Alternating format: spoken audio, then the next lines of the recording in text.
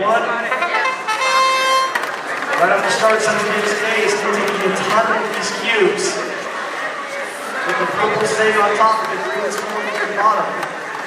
Team Rocket with a ton of cubes in their feeding system. Can they get all the goal?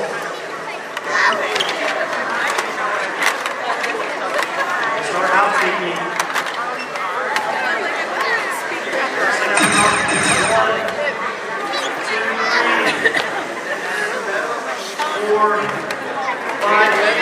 Meanwhile, Central Davis A, 4 purples into this goal.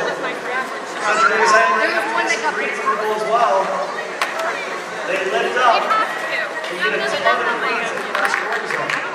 All of the reds are being scored off the post for an extra 15 points.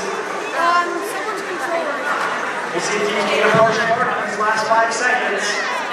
Team Rocket getting the park, and Central Davis A getting the park as well.